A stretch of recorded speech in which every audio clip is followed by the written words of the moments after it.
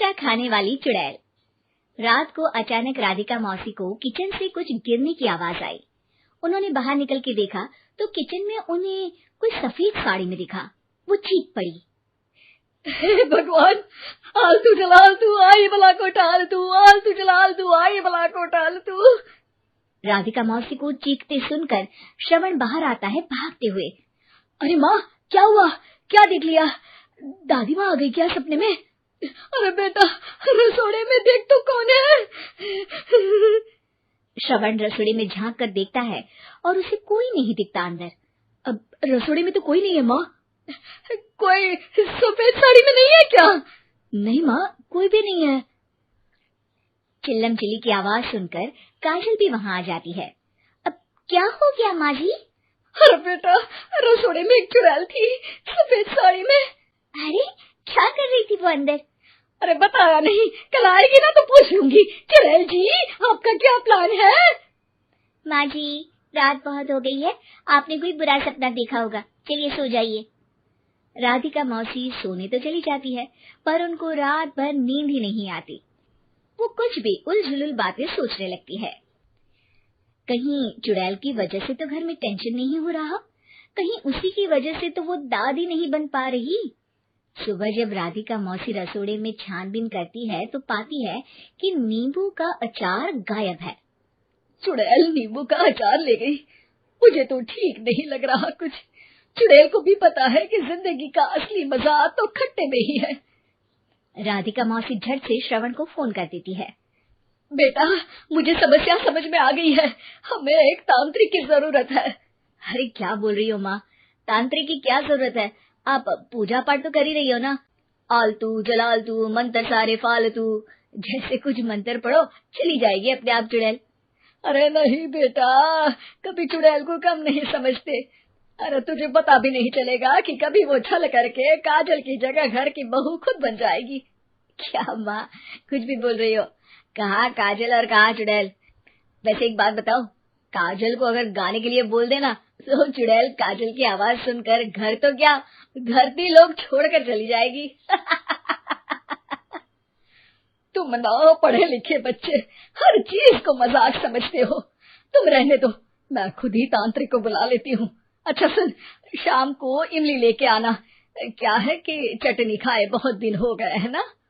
नहीं माँ, इमली तांत्रिक से ही मंगवा लो ना, आटा वगैरह भी उसी से पिसवा लेना। देखो मुझे काम करना है। श्रवण रात को कई तरह की सब्जियों के साथ माँ के कहने पे चटनी के लिए इमली भी ले आया था, लेकिन राधिका मौसी के दिमाग में अलग ही फिल्म चल रही थी। उन्हें अब सिर्फ शक ही नहीं यकीन होने लगा था कि शायद चुड़ैल ने श्रवण पर अपना जाल बिछा दिया था, जिस वजह से श्रवण उनकी बात ही नहीं मान रहा था। पर कोई नहीं, आने वाली रात में राधिका मौसी खुद तैयार हो गई चुड़ैल को पकड़ने के लिए। रुद्राक्ष की माला, तुलसी का पत्ता, हनुमान चालीसा सब हाथ के पास ही था, बस चुड़ैल का इंतजार था। और जैसा राधिका मौसी ने सोचा था वैसा ही हुआ। वो चुड़ैल उस रात भी आई, पर वो राधिका मौसी से तेज निकली और राधिका मौसी के उससे पकड़ने के पहले ही वो भाग खड़ी हुई। जरूर बहू पे साया है उस चुड़ैल का, तभी तो श्रवण के कमरे में गई है। और अगली सुबह राधिका मौसी पिछली रात हुए हमले में किन चीजों का नुकसान हुआ उसका हिसाब लगा रही थी। उनके खेमे से एक आम के अचार की शीशी भी गायब हो चुकी थी और वो इमली भी जो कल श्रवण लेकर आया था। राधिका मौसी इस बारे में सोच ही रही थी कि श्रवण जल्दी से रसोड़े में आकर दवाइयों की पोटली ढूंढने लगता है। अरे बेटा, क्या हो गया? अब माँ, वो काजल की तबीयत खराब है, बहुत घबराहट हो रही है उसे। हे भगवान, मैंने पहले ही कहा था कि तांत्रिक को बुला लेते हैं, पर नहीं। अब देखो, उस चुड़ैल ने काजल को अपने वश में करना शुरू भी कर दिया है। हालांकि श्रवण भूतों में विश्वास नहीं करता था, पर अब वो भी डर जाता है और राजी हो जाता है एक तांत्रिक को बुलाने के लिए।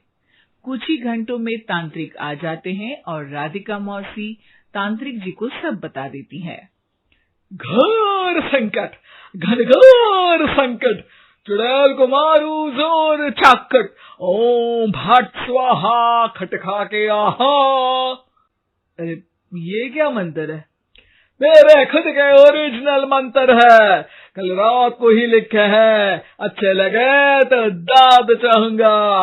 एक और मंत्र सुनो, अर्ज किया है आब्राकडाब्रा दिल्ली बम्बई आगरा, चंदा मामा सोवरले सुरन मामू जारा। ये मंत्र है? अरे कोई 40 वाली सा पढ़ो ना। वक्त कम है, 40 नहीं पड़ेंगे, 20-25 में काम चलाना पड़ेगा। अलग निरंजन जाके लंदन, मुफ्त का मंजान घिस मेरे नंदन। अरे जल्दी करो तांत्रिक जी, जल्दी करो। तांत्रिक अपने उल झलूल मंत्र पढ़ने लगता है। श्रवण को तांत्रिक पे शक होता है। वो अपने एक डॉक्टर दोस्त को कॉल कर देता है ताकि कोई अनहोनी हो तो इमरजेंसी में चीजें मैनेज हो जाए। तांत्रिक धुनी रमाता है, जिसकी वजह से कमरे में काफी धुआं हो जाता है और जिसकी वजह से बहू की घबराहट बढ़ जाती है। अब भागेगी चुड़ैल। हाँ। बहू खांसते हुए धुएं से बचने के लिए बाहर चली जाती है। अरे भाग रही है, भाग रही है। पीछे पीछे श्रवण भी जाता है। बहू एक सोफे पर बैठ जाती है। तभी डॉक्टर दोस्त आ जाते हैं और श्रवण को पानी लाने के लिए कहते हैं। थोड़े चेकअप के बाद डॉक्टर कहते हैं, मेरे हिसाब से जाप का काम पूरा हो गया है। क्या मतलब? अरे कुछ भी नहीं माँ, कोई चुड़ैल नहीं है, खुशखबरी है, अब दादी बनने वाली है। मगर वो सब अचार के डब्बे। श्रवण दोनों अचार के डब्बे अपनी माँ को दिखाता है, जो कि उनके बिस्तर के नीचे छुपे हुए थे। आपने सही बोला था माँ, वो चुड़ैल काजल ही थी जो खट्टा खा रही थी। हमें कल ही पता चला, पर हमने आपको ये तांत्रिक वाला काम करने दिया ताकि आपको भरोसा हो जाए कि भूत वगैरह कुछ होता ही नहीं। अच्छा, ये तो बड़ी खुशी की बात है। पर बेटा मुझे एक झाड़ू तो ला दे। क्यों माँ? ये तांत्रिक का भूत उतारती हूँ मैं। अब तांत्रिक राधा मौसी के डर से घर से भाग निकलता है और राधा मौसी उसके पीछे भागती है। अरे संकट ये घनघोर है, तांत्रिक मुआ चोर है।